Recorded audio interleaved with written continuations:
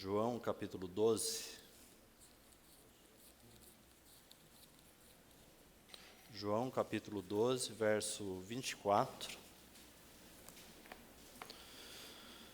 Depois 1 Pedro.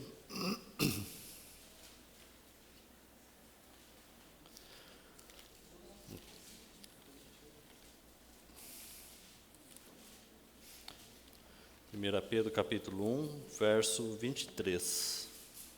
Então, João capítulo 12, verso 24.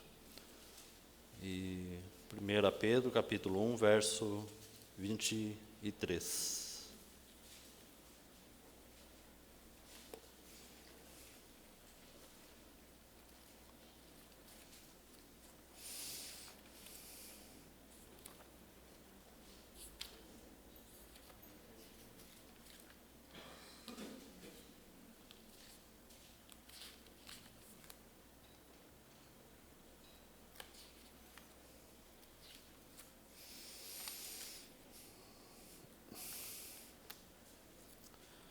Em verdade vos digo, se o grão de trigo caindo na terra não morrer, fica ele só, mas se morrer, produz muito fruto.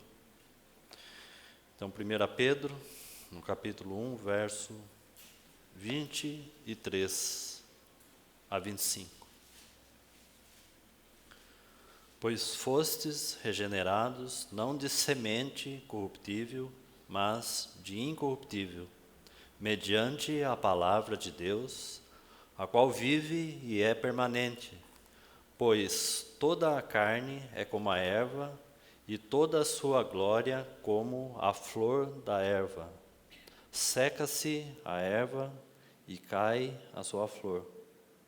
A palavra do Senhor, porém, permanece eternamente.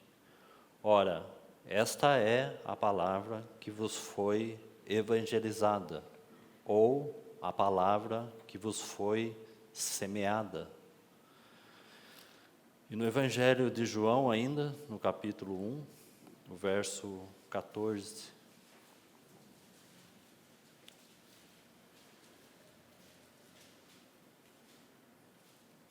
João capítulo 1, verso 14. E o Verbo se fez carne e habitou entre nós, cheio de graça e de verdade. E vimos a sua glória, a glória como o unigênito do Pai. Vamos orar mais uma vez, irmãos. Senhor, mais uma vez nós nos alegramos em torno da Tua palavra, na comunhão com o Teu Espírito, na comunhão com a mesa que Tu preparaste esta manhã. Somos agradecidos ao Senhor pelo Teu grande amor com que nos amaste, pela Tua grande e infinita misericórdia. É por causa de Ti mesmo, ó Senhor, que nós nos colocamos aqui nesta manhã. Somos agradecidos pelo Teu nome, pela Tua vitória, ó Senhor, naquela cruz. E é com o intuito, ó Senhor, de seguirmos os Teus caminhos, é que nós nos colocamos em volta da Tua palavra. E mais uma vez, dependemos do Teu Espírito Santo, para que assim nos guie conforme o Teu querer e a Tua vontade. Obrigado mais uma vez, ó Senhor, por estarmos assistidos por Ti mesmo e pelas dádivas que o Senhor nos concedeu, pela Tua palavra, pela comunhão, por esta manhã bendita. Nós entregamos em Tuas mãos, fala com cada um de nós e fala com a Tua igreja.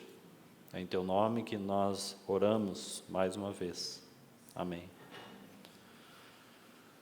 Irmãos, antes de seguirmos, eu gostaria que os irmãos abrissem em Oséias, no capítulo 6, Oséias capítulo 6, vamos ler aí os versos de 1 a 3 e depois o verso 16. Oséias capítulo 6, de 1 a 3 e depois o versículo 6.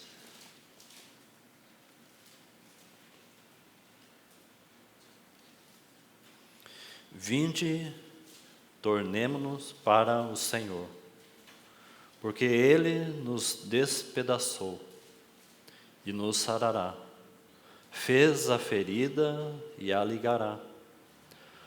Depois de 2 dias nos revigorará, ao terceiro dia nos levantará, e viveremos diante dele. Conheçamos e prossigamos em conhecer o Senhor. Como a alva, a sua vinda é certa. Ele descerá sobre nós como a chuva serôdia que rega a terra. O verso 6, pois misericórdia quero e não sacrifício, e o conhecimento de Deus mais do que holocausto. Aquele que despedaçou, o que nos despedaçou, nos sarará. O que fez a ferida, ligará. O verso 2, depois de 2 dias, nos revigorará, e ao terceiro dia nos levantará. Isso faz uma menção direta da morte, da ressurreição do nosso Senhor.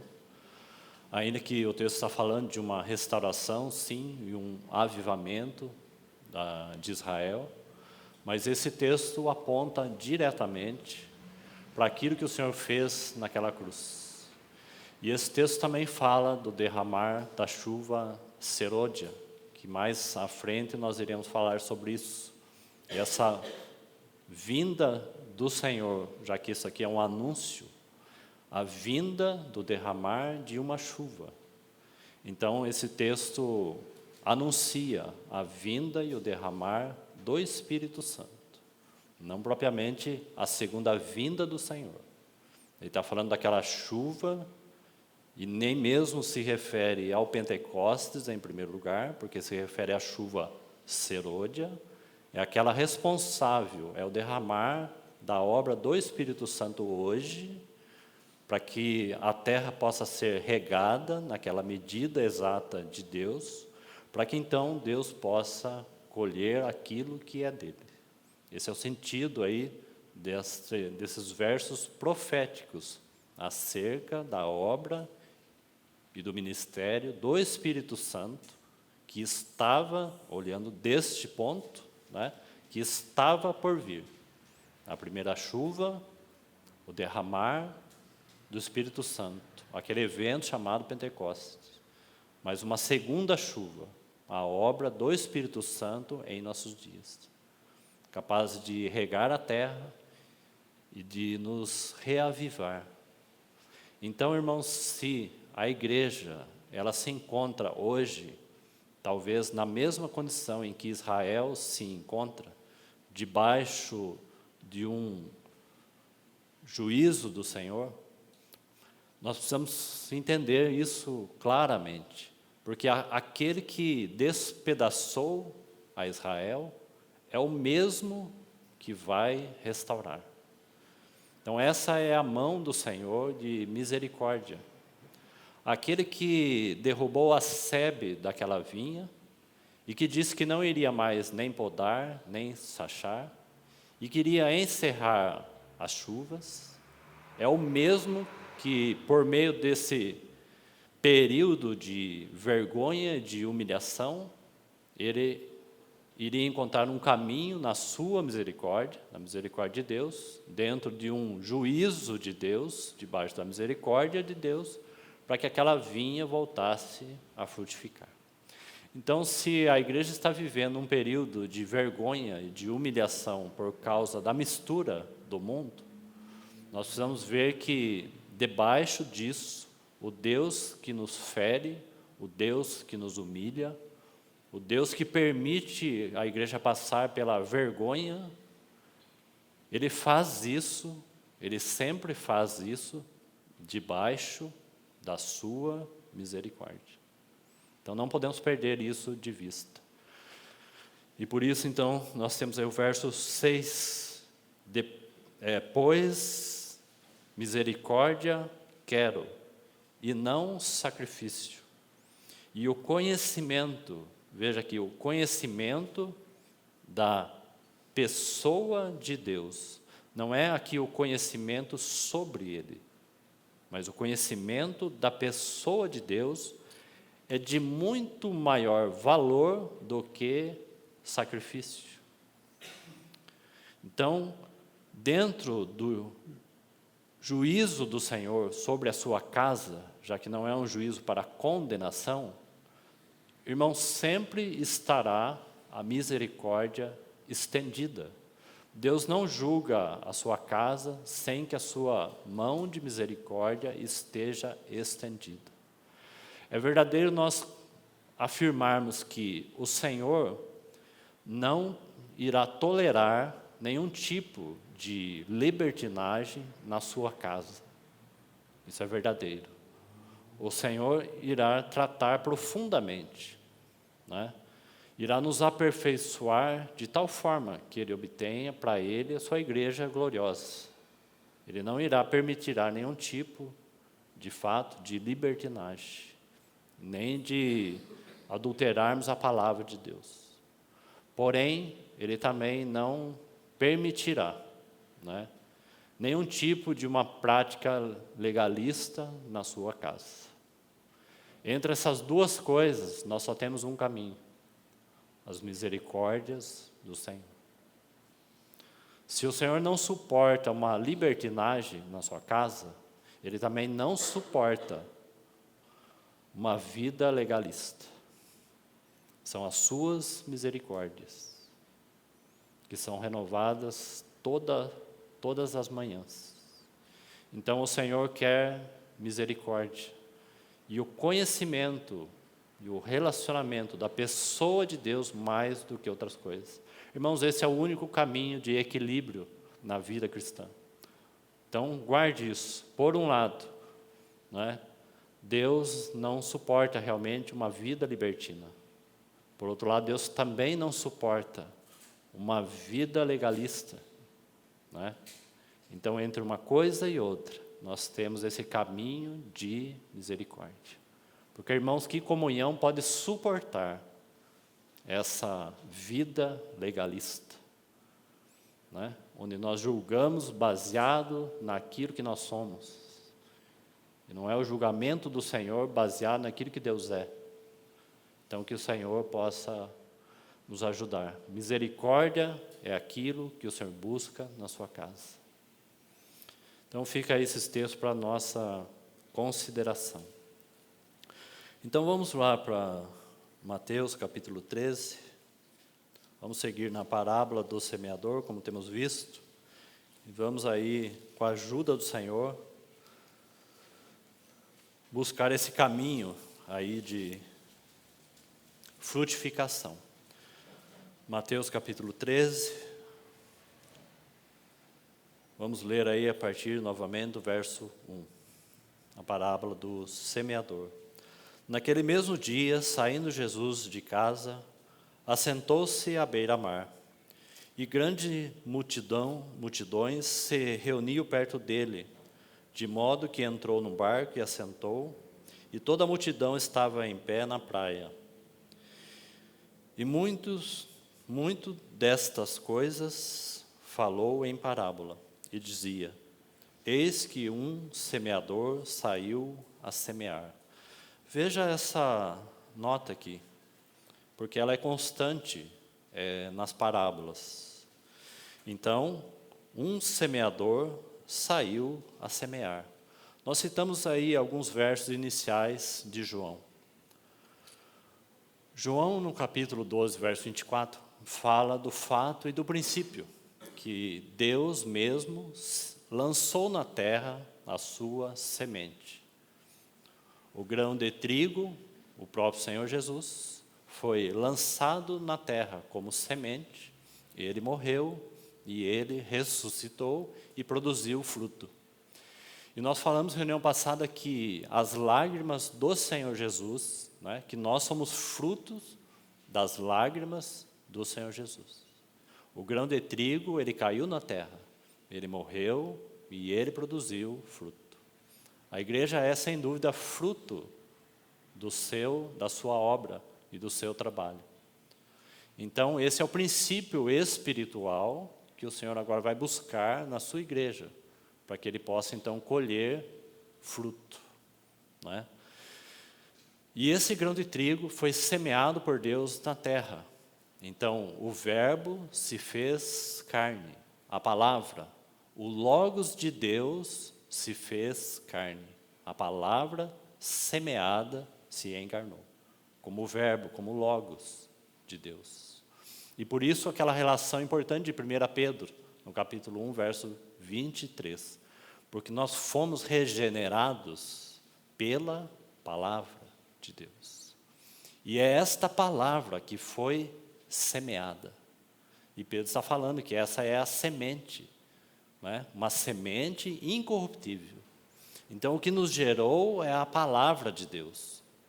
Uma semente incorruptível. Fomos regenerados pelo Verbo vivo de Deus, que vive eternamente. E aquele que tem a vida dele, tem vida eternamente por causa do Verbo encarnado de Deus, a palavra, o Logos. Irmãos, sem essa base, nós não temos como compreender nada aqui a respeito das parábolas. Porque todas elas anunciam esta semente que foi lançado no solo, ou foi lançado na terra. Então tenhamos isso em vista. Deus, o Pai, lançou uma semente, o Verbo encarnado de Deus. O grão de trigo morreu e ressuscitou e produziu fruto. E esta é a palavra que nos foi semeada. Porque sem ela nós não podemos frutificar. Então a ênfase nas parábolas é que sem a permanência da palavra de Deus não poderemos frutificar. Permanecer em mim e permanecer nele. Permanecei nas minhas palavras. Nisto é glorificado o vosso Pai, quando permanecemos na palavra. Então essa é a base e o princípio para as parábolas. Inclusive, então, a parábola aí do semeador. Se você olhar no verso 24, é uma outra parábola, Mateus 3, verso 24, está assim. Outra parábola lhe propôs dizendo, o reino dos céus é semelhante, então veja aí novamente, um homem que semeou boa semente. Então observe esses versos aí, né? Lá no verso 3 do 13, estava assim, e de muitas coisas lhe falou por parábolas, e dizia, eis que o semeador saiu a semear. No verso 24, um homem que semeou boa semente no campo. Olha o verso 31, a parábola do grão de mostarda. Outra parábola lhe propôs, dizendo, o reino dos céus é semelhante a um grão, semente, um grão de mostarda, que um homem, novamente, um homem, tomou e plantou no seu campo. Abra lá novamente Marcos, capítulo 4. Apenas para os irmãos observar isso. E por que esse princípio, então, do grão de trigo é fundamental no que concerne, então, a palavra. Para que ela produza algo em nós, para que ela nasça. E venha, então, ser um broto da videira, como nós vimos lá no Salmo 80. Ela se torne, então, uma erva, passando pela crise, à luz aqui de Marcos 4. Possa formar, então, uma espiga com grãos cheio na espiga, e o fim, então, que isso seja frutos amadurecidos. Então, olha de novo a expressão no verso 26, de Marcos 4. Disse ainda, o reino de Deus é assim, como se um homem, novamente, um homem lançasse a semente à terra. Viu aí? Então, todas as parábolas têm essa nota, de uma semente lançada na terra, ou num solo, ou num campo. De modo geral, nós podemos olhar que essa semente foi semeado em nossos corações. Com grande expectativa daquele homem, daquele senhor, daquele dono, que essa semente venha frutificar. E vimos então, na reunião passada, baseado aí nesse verso 27, e Salmo capítulo 1, que nós lemos, e outros, a questão do tempo, como está aí no verso 27. Depois, então, dormisse e se levantasse de noite e de dia. E nós falamos que isso é o tempo. Tempo para que essa semente germine. Tempo e condições. Você tem que traçar duas coisas aí. Porque existe um tempo, como estava ali em Oséias, prossigamos em conhecer o Senhor. Não é uma coisa instantânea. Dia após dia, como registra o Salmo capítulo 1. Né?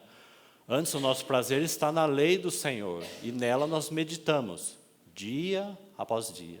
Não é um dia, e aí fechamos a palavra. Não é um dia de reunião e vamos embora.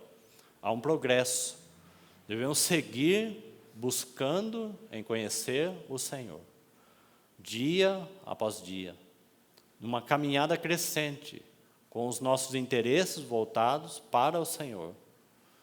O Senhor deseja que nós o conheçamos. Então, o interesse da busca pela palavra deve ser o Senhor. Esse deve ser o interesse principal. E nessa caminhada, então, que fala de tempo, no devido tempo, Deus virá para recolher os frutos. Então, assim como nós temos essa primeira expressão em todas as parábolas, que uma semente é lançada, nós também temos nela o resultado, que aqui em Marcos nós temos no versículo 29. Olha para ele aí, capítulo 4, verso 29. E quando o fruto já está maduro, então veja aí, maduro, logo se mete a foice, porque é chegada a ceifa. Então você tem colheita, você tem o homem que semeia, você tem o tempo e você tem a expectativa daquele que semeou para que chegue o dia da colheita. Como Oséias também está reafirmando que esse dia, de fato, chegará. E o Senhor vai colher, então, fruto. Então, o fruto determina aquilo que o Senhor está buscando na vida da igreja, assim como ele buscava isso também em Israel. E dentro dessas três etapas, nós temos essa quarta aqui, que é o amadurecimento do fruto. Então, nós citamos aí que a erva fala da crise, guarde isso, porque nós já vamos ver ali na parábola do semeador. A espiga fala, então, do processo, certo? E depois, então, os frutos. Olhando para a palavra e alguns textos, tudo indica que os dias que nós vivemos é um período em que a igreja já produz ou tem alguns frutos, mas esse não é o fim de acordo com a palavra. Isso não é suficiente para que o Senhor volte e já possa ceifar aquilo que Ele mesmo semeou. Não é? Não é o grão de trigo que caiu na terra, essa não é a semente de Deus lançada. Quem não nascer de novo não pode ver o reino e nem entrar no reino de Deus. Então, como que nós nascemos de novo? Porque uma semente divina foi lançada e nós nascemos de novo. Não é? Então, agora existe um tempo para frutificar. Então, nós não podemos perder isso de vista, porque isso fala daquilo que Deus almeja. Não é?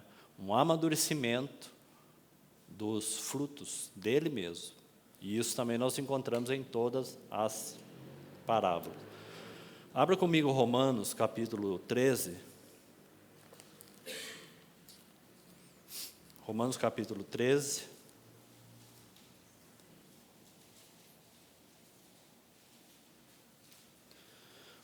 O versículo 11.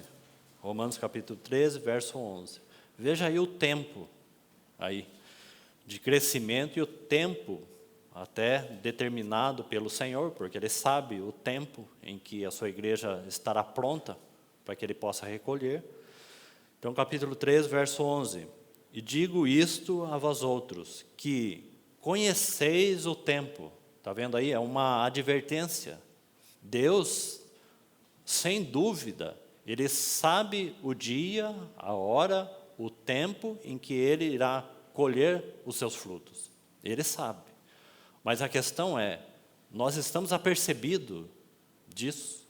Nós estamos como igreja entendendo o tempo em que nós estamos vivendo? Então observe isso. E digo isto a vós outros, que conheceis o tempo. Veja, que já é hora, como que quase que passando da hora talvez mais negra da noite, ou mais escura, não é? Então, se a igreja está passando por um período noturno e de trevas, nós estamos confiantes nas misericórdias do nosso Deus. Se ele, por algum período, por algum momento, ele está envergonhando a igreja, derrubando a cerca, para que ela se arrependa e volte para ele, como nós falamos, tempo da oportunidade de arrependimento.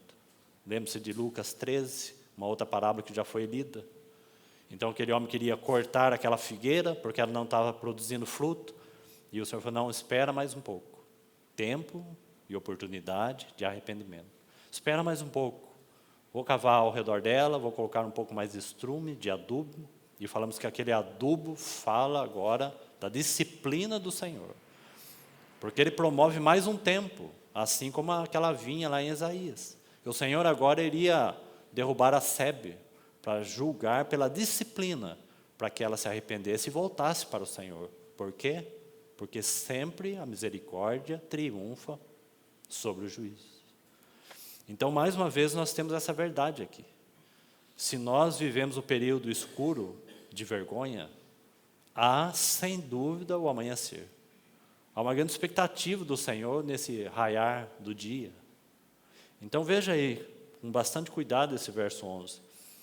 E digo isso a vós outros, que conheceis o tempo, que já é hora de vos despertardes. Está vendo como que um chacoalhão do Senhor por meio da disciplina? Vos despertardes do sono. Agora veja, porque a nossa salvação, agora aqui nós temos que ter um cuidado, porque essa salvação é a salvação das nossas almas. Aqui a salvação é progressiva, aqui não é salvação do inferno, aqui não é uma relação de salvação relacionada a perdão dos nossos pecados. Aqui é uma salvação naquilo que Oséias disse, conheçamos e prossigamos em conhecer o nosso Deus. Ele está falando de aperfeiçoamento. Então, que dependemos do quê? Daquela chuva serôdia que rega a terra. A obra do Espírito Santo, de aperfeiçoar a sua igreja. Então, esse é o sentido aqui, nossa salvação. Por isso que Hebreus fala, como nós podemos escapar, ou escaparemos, se negligenciarmos tão grande salvação. Então, é o sentido aí da palavra. E agora, seguindo aí, nossa salvação está agora. Está vendo como essa não é uma salvação apenas nessa questão de inferno ou de condenação? Porque ele está falando de algo que se aproxima, certo? O nosso Salvador, o nosso Redentor, aquele que nos redimiu, aquele que perdoou nossos pecados, já veio e já derramou o seu sangue. Ele já comprou a sua igreja para ele mesmo com o seu sangue. Ela pertence a ele. Agora, há um dia que se aproxima. E esse dia, sem dúvida, é o amanhecer. Mas antes que venha o amanhecer, é necessário esse período, muitas vezes, de escuridão. Então, nós devemos ver isso como obra de Deus em nossos dias. Obra das mãos de Deus. Obra da sua misericórdia, da sua disciplina sobre a casa de Deus. Está agora mais perto do que quando no princípio cremos. Veja o verso 12. Vai alta a noite e vem chegando, ou vem raiando o dia, porque a vinda do Senhor, de fato, ela é certa. Né? E a confiança que temos que Ele voltará para tomar a sua igreja para si, é porque nós temos o Espírito Santo trabalhando ardentemente na vida da igreja. Seguindo aí, por isso, então, por causa disso, aí nós temos aí uma grande advertência e o Senhor, de uma forma ou outra, chamando a nossa atenção. Deixemos, pois, as obras das trevas. Por esse motivo, Que haja então um despertamento. Deixemos, pois, as obras das trevas e revistamo-nos das armas da luz. Andemos dignamente em pleno dia. Você está vendo aí a diferença? Você está vendo o motivo pelo qual nós buscamos, então, andar? Podemos colocar isso dentro da parábola do semeador? Por que nós buscamos andar naquele caminho ali, compreendendo, em primeiro lugar, a palavra? Não só sendo ouvintes, mas compreendendo a palavra de Deus. Não apenas compreendendo, mas num segundo estágio. Você está vendo como aquela parábola traça um caminho? Então, sendo ouvintes, sim, necessário ouvirmos a palavra, compreender a palavra, e depois um outro passo, um caminho, nos aprofundar e criar raízes com a palavra. Então, um caminho vai sendo estabelecido para que a igreja frutifique, para que nossas vidas frutifiquem para o Senhor.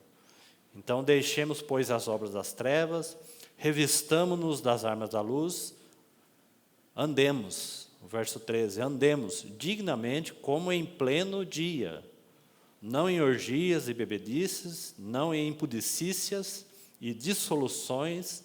Veja essas notas aqui tão práticas, queridos irmãos. Não em contendas e ciúmes. Você sabe que poucas coisas o Senhor abomina, quando nós olhamos para a palavra. São poucas coisas, mas a contenda é abominável aos olhos do Senhor. Muitas coisas o Senhor não gosta, entristece o Senhor, mas não são muitas coisas que o Senhor abomina. E contenda, Ele abomina. E quando há contenda e ciúmes, nós entristecemos o Espírito Santo. Então andemos aí em pleno o dia, não em orgias e bebedice, não em pudicícia, dissoluções, não em contendas e ciúmes, mas revestivos do Senhor Jesus Cristo e nada disponhais para a carne, no tocante às suas concupiscências. Então eu chamei a atenção mais por causa do tempo aí que se aproxima, dia após dia. Devemos prosseguir e seguir em conhecer o nosso Deus, os nossos interesses, nossas motivações têm que ser o Senhor, em primeiro lugar.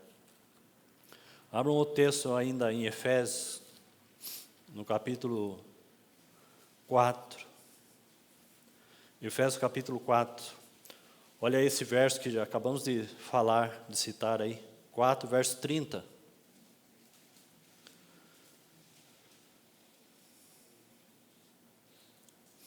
E não entristeçais o Espírito Santo, veja a conexão, queridos irmãos, com o tempo, com aquilo que o Senhor está falando, com esse progresso, com essa busca, com esse interesse pessoal de cada um compreender a palavra, não ser apenas ouvinte, mas praticante, à luz de Tiago, praticantes e operosos na fé, misturando a palavra com fé, fruto do nosso interesse pelo verbo da vida, pela palavra. Então buscamos compreender, e com esse mesmo interesse, nós somos chamados para dar mais um passo, irmãos, nos aprofundar na pessoa do Senhor, no conhecimento de Deus. Não é se aprofundar num conhecimento intelectual e teológico somente, mas se aprofundar, criar raízes com o nosso Deus. Um segundo ponto. Então é assim que nós prosseguimos, até que chegue o dia da frutificação, do amadurecimento. Então, não entristeçais o Espírito Santo, no qual fostes selados. Agora veja aí novamente, para o dia da redenção. Então aqui é o mesmo cuidado, porque a redenção aqui está falando de uma grande redenção. Ele está falando de uma redenção final, né? A redenção, por exemplo, do nosso corpo, que ainda não aconteceu. A redenção, o Senhor livrando todo esse cativeiro de corrupção que envolve o mundo e a criação. essa grande redenção de Deus em andamento. Por um lado, Ele já nos redimiu, não é? Ele já comprou cada um de nós com sangue. Mas a redenção está ocorrendo em um grande processo e progresso. Então chegará o dia da redenção final, em que nós receberemos então nossos corpos glorificados. E de uma vez para sempre, o pecado não terá mais nenhum domínio sobre nós. Então, nós poderemos dar um brado, né? Porque tragado foi a morte pela vitória. Então, essa é o dia da grande redenção. Irmãos, este brado, nós podemos, em partes, bradar. Porque nós podemos olhar para a vitória do Senhor e saber que este dia, ele é certo. Porque o príncipe desse mundo já foi julgado. Mas um brado final e completo chegará. Então, tragada foi a morte pela vitória. Então, nós estaremos totalmente livres desse cativeiro de corrupção, de pecado e de morte. Então, se conclui o dia da redenção. Irmãos, é por isso que nós nos preparamos para Ele. E esse é um tempo de preparo. Uma expectativa daqui, da terra, e uma expectativa do céu, como nós falamos. Os que nele esperam e aguardam. E o Senhor aguardando com paciência colher aquilo que é dele. Ambos buscam o mesmo interesse. O Senhor, o noivo e a noiva. Então o dia, está vendo o tempo? O dia da redenção. Olha o verso aí do capítulo 5 ainda, o verso 9, 8 e 9. Os irmãos perceberam como esse assunto da parábola do semeador, ele é prático, né? E ele deve ser aí seguido e vivido por nós. Então veja o verso 8. Pois outrora erais trevas, porém agora sois luz no Senhor. Novamente, andai como filhos da luz. Porque o fruto da luz, está vendo aí? Porque o fruto da luz consiste em toda bondade e justiça e verdade, provando sempre o que é agradável ao Senhor. Viu aí? Um aspecto mais funcional e prático. Por que nós, então, caminhamos aí buscando compreender a palavra? Porque o oposto disso é um caminho para não frutificarmos.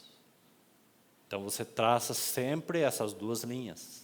Se nós temos na parábola um caminho para frutificar, nós podemos ver ali um caminho que não frutifica.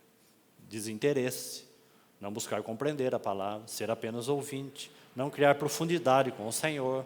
Então, esse é um caminho negativo, em que nós não iremos frutificar. Então, observe isso, como a palavra do Senhor deve ocupar um lugar importante em nossas vidas. Porque ela ocupa um lugar importante nas parábolas que o Senhor cita aí. Então, vamos voltar aí, lá em Mateus, no capítulo 13, voltemos lá, e vamos seguir mais um pouco. O verso 4, Mateus 13. Então, nós temos aí o Senhor contando a parábola. E saiu o semeador, e ao semear, uma parte caiu em beira do caminho, verso 4, a semente. E vindo as aves comeram. A outra parte caiu no solo rochoso, onde a terra era pouca, e logo nasceu, visto não ter profunda, está vendo aí? A palavra, profunda. Raiz é a ideia, porque o Senhor vai explicar, né? Logo nasceu, visto não ser profunda a terra. Verso 6. Saindo, porém, o sol queimou, porque não tinha raiz, e secou. Esse é o segundo estágio aí. Verso 7. A outra caiu entre espinhos, e os espinhos cresceram e a sufocaram. A outra, enfim, caiu em boa terra e deu fruto, 100, 60, 30 por um. O verso 16. Bem-aventurado, porém, os vossos olhos, porque veem, e os vossos ouvidos, porque ouvem. Pois em verdade vos digo que muitos profetas e justos desejaram ver o que vedes e não viram, ouvir o que ouvis e não ouviram. Verso 18. Atendei vós, pois, a parábola do semeador. Então aqui nós temos o sentido agora espiritual. O primeiro ponto, já falamos sobre ele. A todos os que ouvem a palavra, ouve é geral, todos aqui, os 4 aspectos, ouvem a palavra, mas não é suficiente ouvir a palavra do reino e não compreende. Então, a busca, o interesse por compreender, agarrar essa palavra aí, para seguir nesse caminho. Então, ouvir não é suficiente, compreender não é suficiente, é necessário algo mais. Então, quando essas coisas não vão acontecendo progressivamente, está vendo que a parábola está estabelecendo um caminho? Dia após dia, buscamos então compreender.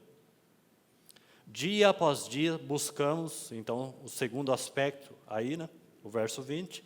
O que foi semeado em solo rochoso, esse é o que ouve a palavra, novamente, e recebe logo com alegria.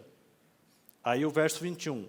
Mas ele não tem raiz em si mesmo. Então, essa é a nota, certo? Então, buscamos, guarde aí, me permita eu ser um tanto enfático, mas é necessário. Então, nós damos um passo, ouvimos a palavra. Aí, damos mais um passo. Por causa do interesse que temos pelo Senhor, buscamos compreender aquilo que o Senhor falou. Então, o Senhor falou, nós ouvimos, e agora o que nós fazemos? Nós temos interesse pelo Senhor e vamos buscar, então, agarrar essa palavra.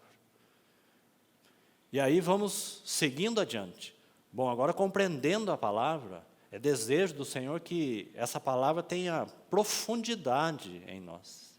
Ela cria o quê? Raízes em nós. Como que entrelaçando o nosso ser. Por quê? Então o texto vai dizer por quê. Porque o contrário disso, então nós corremos risco.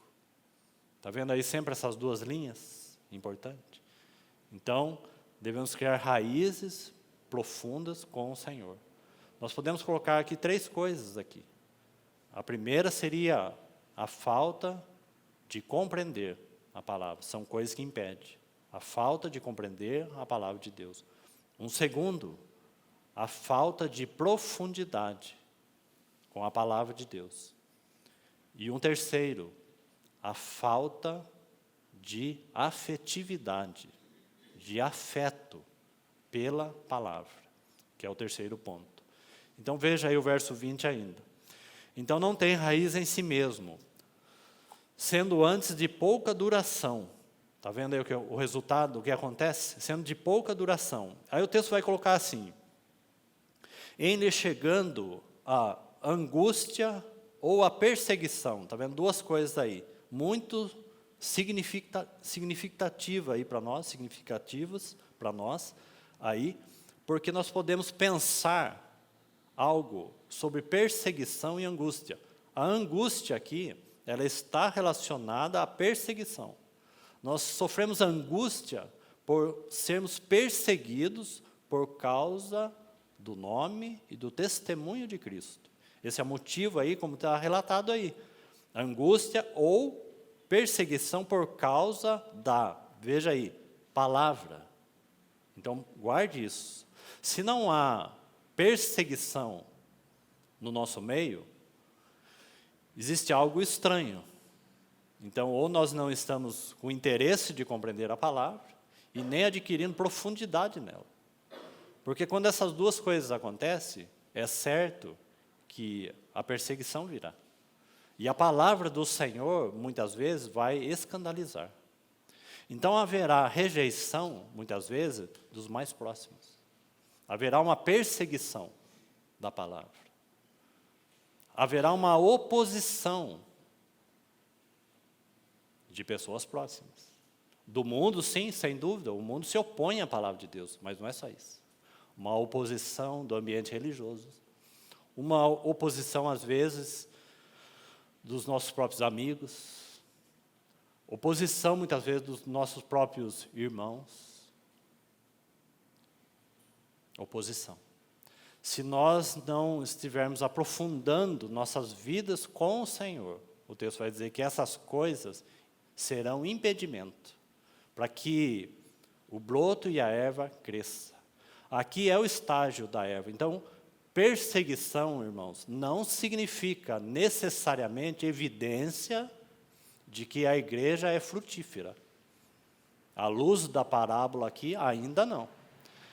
Então, não é porque somos perseguidos que é evidência de frutificação. Perseguição é evidência que nós estamos sendo firmados na palavra e temos interesse em buscar o Senhor. E não estamos dispostos a negociar a palavra. Então, haverá essa perseguição. Agora, veja como que é a vida aí, rapidamente, de quem, então, sofre essas perseguições. Abra um texto comigo em Timóteo, 1 Timóteo. 2 Timóteo, aliás. 2 Timóteo, capítulo 3, o verso 12. Apenas alguns versículos aí. 1 Timóteo, capítulo 3, verso 12.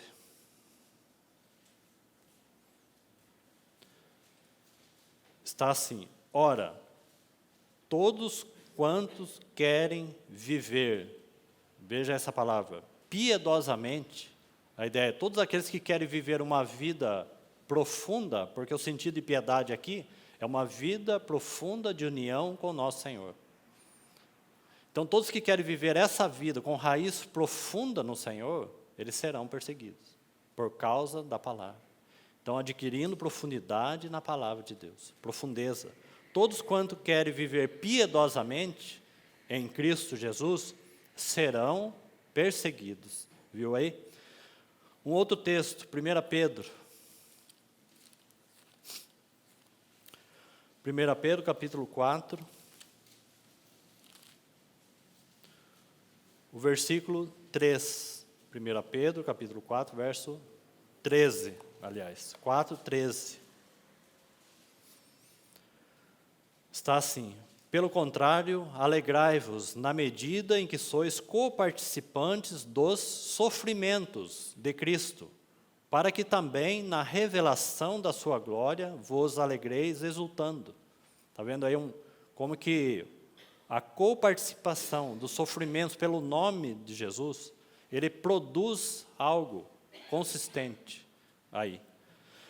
Verso 14: se pelo nome de Cristo sois injuriados, bem-aventurados sois, porque sobre vós, aqui dá para colocar algo aqui para os irmãos entenderem melhor. Se pelo nome de Cristo sois injuriados, bem-aventurados sois, porque esta é a evidência, para nós entendermos melhor o sentido do texto, esta é a evidência, ou marca, do quê? Que o Espírito Santo, o Espírito da glória, repousa sobre vós. Essa é a ideia do texto, como que uma evidência. Então, a evidência é quando nós nos tornamos coparticipantes do testemunho e do nome de Cristo. Zelamos pela palavra, somos perseguidos pela palavra, sofrimentos de Cristo. Então, bem-aventurados sois, porque sobre vós repousa o Espírito da glória de Deus, uma evidência de que estamos nos aprofundando no Senhor. Quanto mais nos aprofundamos, mais luz recebemos. Quanto mais raiz nós firmamos nele, mais revelação do Espírito Santo. Esse é então, um segundo passo. Então, fica esses dois textos aí para reflexão. Voltemos lá para Mateus 13, agora o verso 22. O terceiro estágio, então. Verso 22. O que foi semeado entre os espinhos, Mateus 13, verso 22. O que foi semeado entre os espinhos, veja, novamente, é o que ouve a palavra. Agora aqui existem outras coisas. E aqui, queridos irmãos, esse terceiro ponto é o que nós estamos chamando do período ou estágio delicado de uma lavoura. Existe grande preocupação do dono da terra que lançou a semente, não é? Nesse estágio aqui. Então, irmãos, nesse estágio é bem provável que é o período em que a igreja se encontra em nossos dias. É um período delicado. Há aqui, sem dúvida, um chamamento. Um chamado para nós irmos à vinha, à luz de Cantares. Este é o período delicado em que a igreja está vivendo. Porque o segundo aspecto está relacionado àquela erva, de Marcos 4. E lembra que nós falamos sobre a erva, que ela fala de crise? Porque isso não é uma crise, irmãos. Quando nós agarramos a palavra, recebemos luz do Senhor, todas as coisas vão sendo colocadas em ordem à luz de uma visão clara. Irmãos, não se estabelece em nós uma profunda crise, porque nós queremos, por um lado, sim, se aprofundar no Senhor e seguir aquilo que vimos. E, por outro lado, vem uma imposição, tanto do mundo, como do diabo, como também de dentro de nós mesmos, dizendo assim, não siga esse caminho. Vocês estão sendo bitolados nessas coisas. Não é? Isso é uma crise. Não é fruto ainda, é crise. Assim como nós temos crise do novo nascimento. Nós temos aquela crise das duas naturezas, nós temos a luta da carne contra o espírito, como foi relatado ali em Romanos 13. Não é? Crise, crise e crise. Então, claro que nós vamos avançando nisso, porque isso aqui é um caminho traçado pelo Senhor. Então, vamos adquirindo profundeza nele. E aí entramos no terceiro aspecto. E veja que outras coisas demonstram como evidência, então, que de alguma forma a igreja tem produzido alguma coisa. E isso afronta ou tenta sufocar diretamente a palavra que cada um de nós recebeu. A palavra que a igreja recebeu até hoje, desde os dias de Pentecostes, irmãos. E o que são essas coisas? Então, nós temos que atentar muito a elas.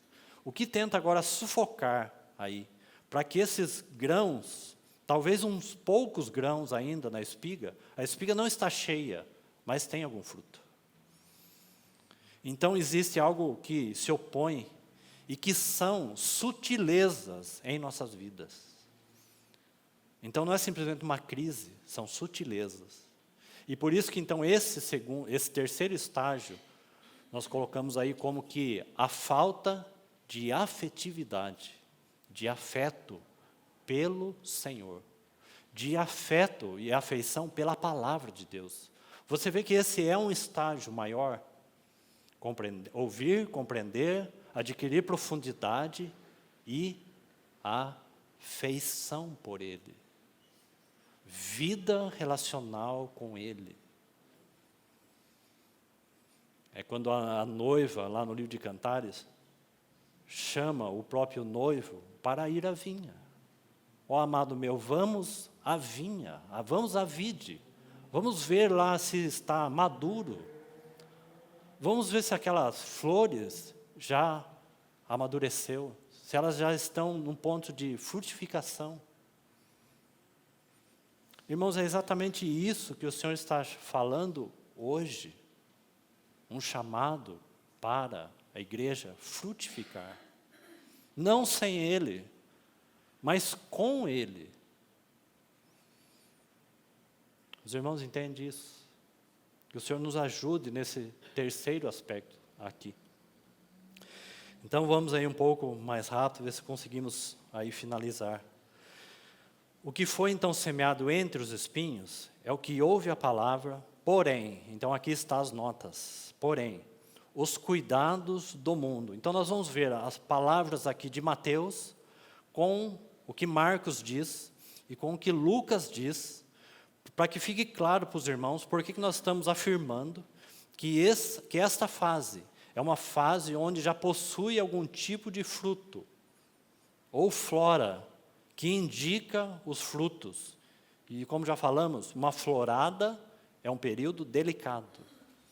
Se você vê aquela flor da vide, da uva, irmãos, aquela florada da uva, ela tem tanta delicadeza que quando você olha para ela, você nem imagina que dali pode sair um cacho cheio de uva. Tão frágil é aquela florada ali da uva. Depois você procure saber sobre isso e vai ver a beleza, então, da palavra de Deus. Ouve a palavra. Aí nós temos a primeira coisa, cuidado com o mundo. Está vendo por que nós estamos chamando, então, esse terceiro ponto de afeto? Porque se os nossos afetos forem maior para com o mundo, então, nossa afetividade maior não é para com o Senhor. Afetos, cuidados com o mundo e a fascinação das riquezas fazem o quê? Viu como essas coisas, então, são evidentes? De que a igreja está no estágio de frutificação? As sutilezas, as propostas. Então, preste atenção nisso. Sufocam a palavra de Deus. As fascinações, os deleites, vão, então, impedindo que nossas vidas frutifiquem. O mundo e as fascinações das riquezas, como nós falamos, riqueza aqui não está relacionada à posse. Não é quem tem e quem não tem. O que não tem pode ser tão fascinado às riquezas quanto aquele que tem. Não tem nada a ver com isso. É o nosso coração fascinado com coisas e deleites dessa vida. E nós erramos quando nós, então, não entendemos isso. E gastamos nosso tempo, emoção e aquilo que o Senhor nos dá em coisas erradas e muitas vezes abomináveis. E nos tornamos, então, pobres, muitas vezes. Então, guarde isso. Está vendo as sutilezas aí? Porque fascinação das riquezas e coisas da vida, muitas vezes, são coisas lícitas. Mas que dentro deste período, impede de frutificar. Coisas lícitas. Afetos lícitos. Filhos, netos, irmãos, amigos, seja quem for. Coisas lícitas, em que nós nos apegamos com muito mais garra. E o Senhor está falando, tome cuidado, aonde nós estamos se apegando. Né? Então, as riquezas sufocam a palavra e fica infrutífera. Essa é a palavra de Mateus. Vamos para Marcos, rapidamente. No capítulo 4, e depois nós vamos para Lucas, capítulo 8.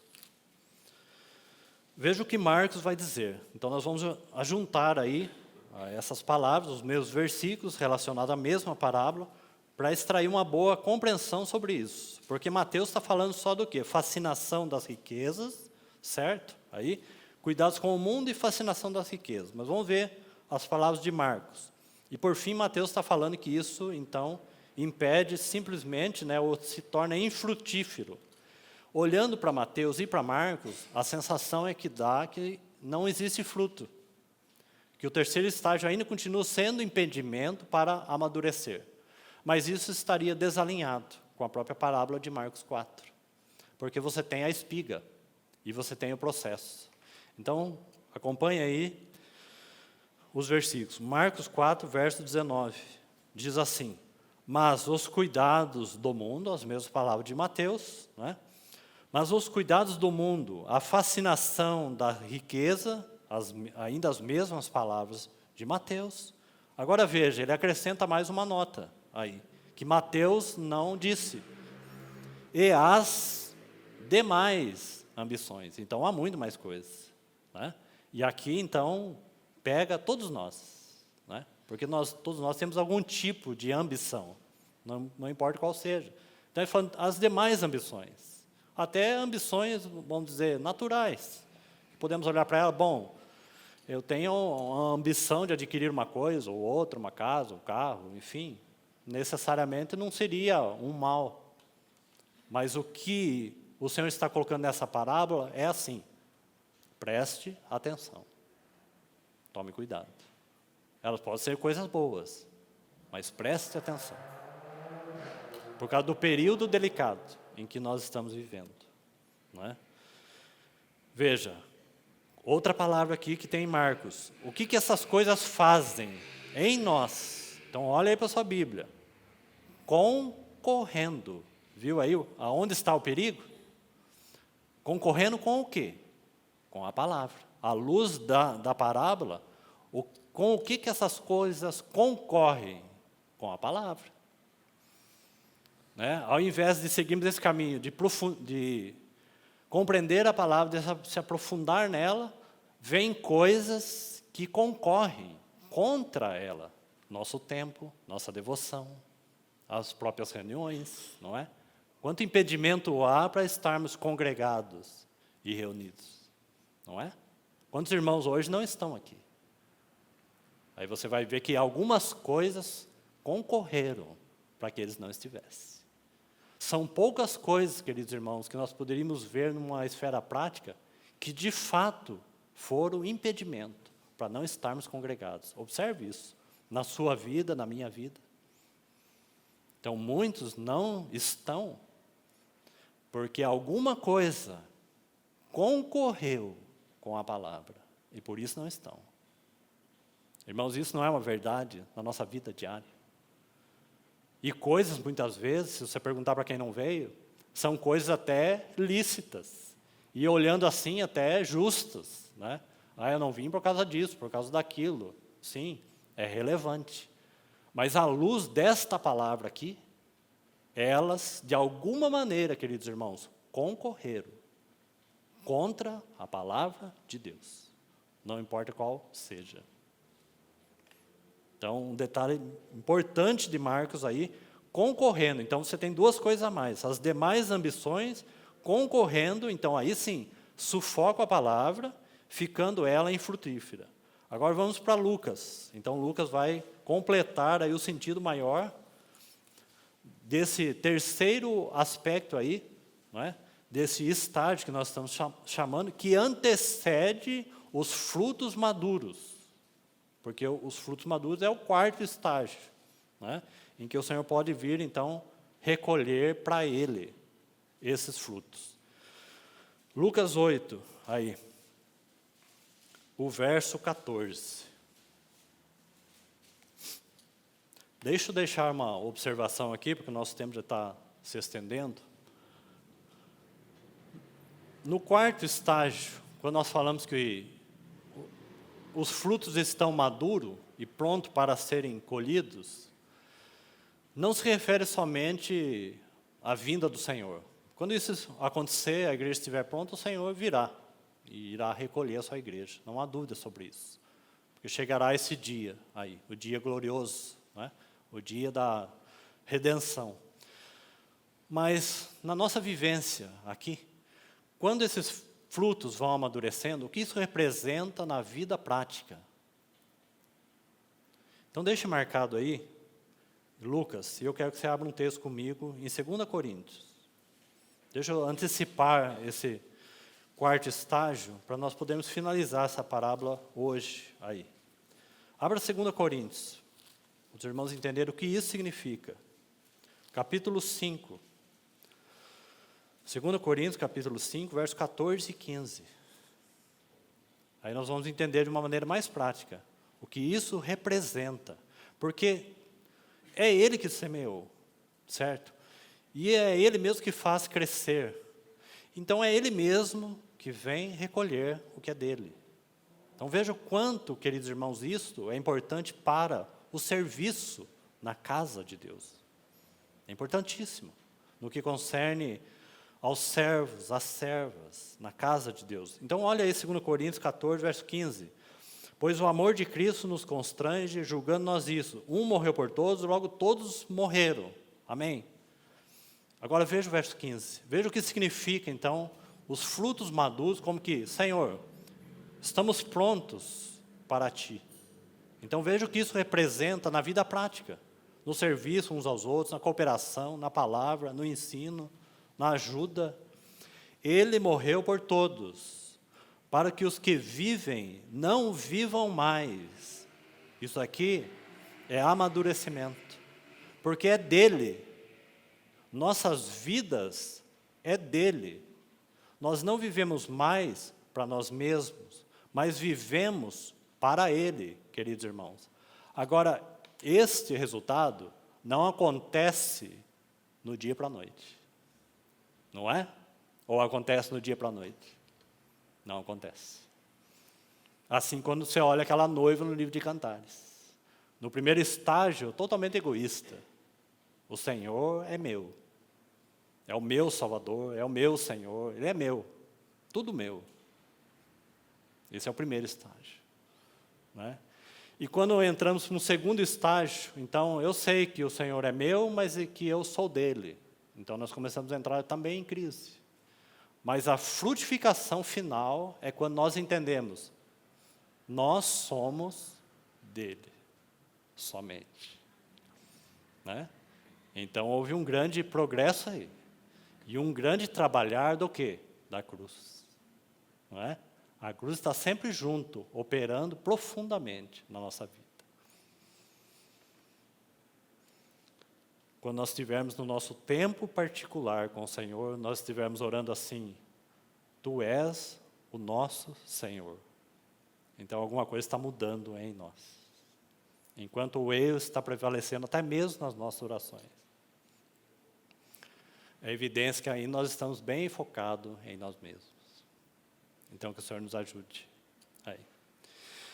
Ele morreu por todos, para os que vivem não vivam mais para si mesmo, mas para aquele que por eles morreu e ressuscitou. Então viu aí como que mudou o foco? Esse é o quarto estágio. Uma vida que frutifica para Ele. Um serviço que é feito para Ele e para mais ninguém. Né? Uma grande mudança. Então volte lá para Lucas 8 e nós vamos concluir ali no verso 14. O terceiro estágio. Aqui caiu entre espinhos, novamente, são os que ouviram a palavra. Agora veja as notas de Lucas aí. Tão importante, porque Lucas então faz esse registro diferente, tanto de Mateus como de Marcos.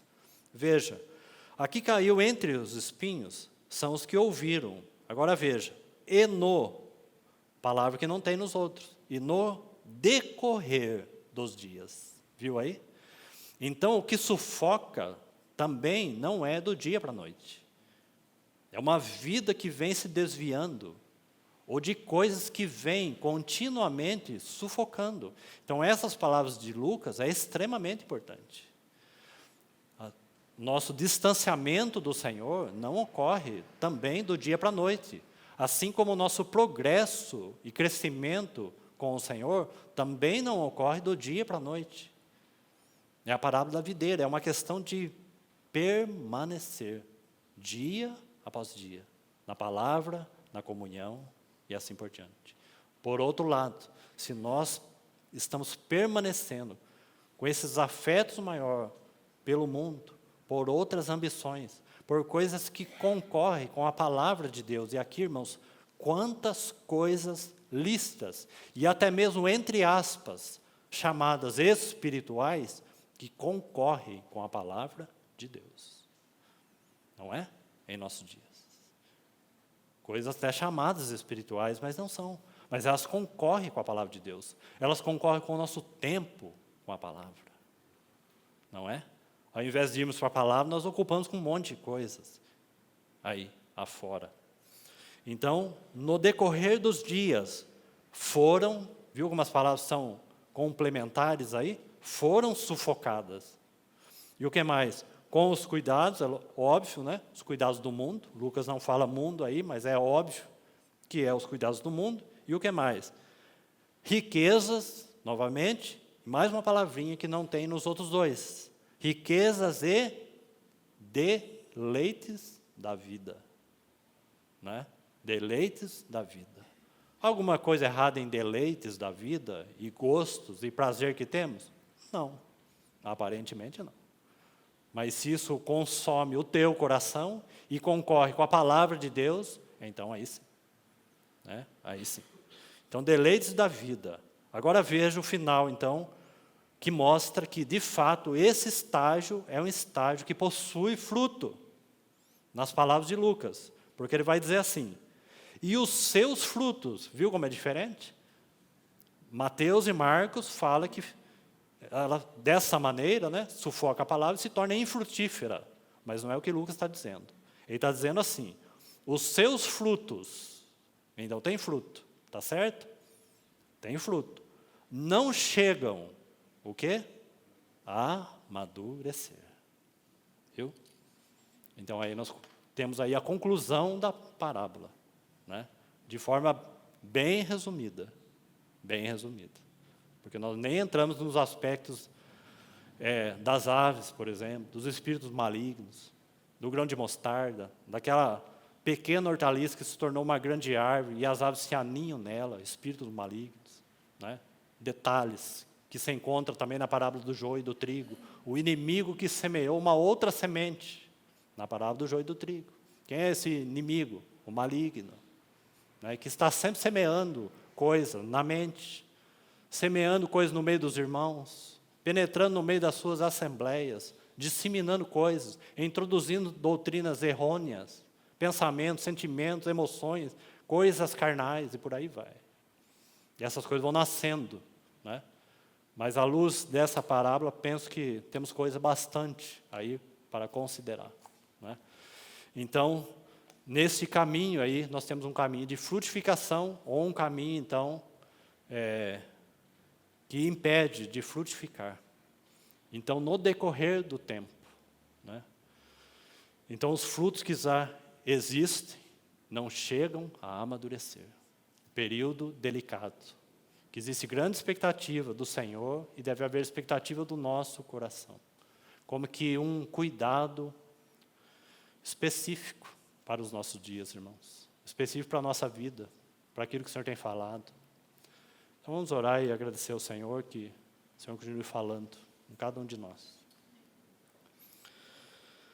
Senhor, entregamos a Tua palavra em Tuas mãos, ao Teu Espírito.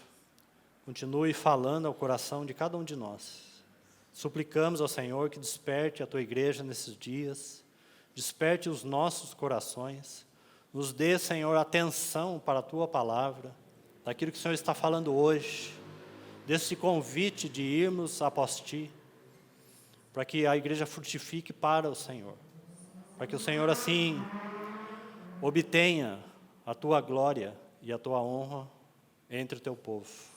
Estabelece, ó Senhor, a Tua palavra entre nós. Restaura a Tua palavra em nosso meio e em nossos corações. É o que nós te pedimos, ó Senhor, mais uma vez, para que a Tua igreja frutifique em abundância e seja um testemunho vivo da Tua pessoa e da Tua obra. Nós te agradecemos e é em nome de Jesus que nós oramos. Amém.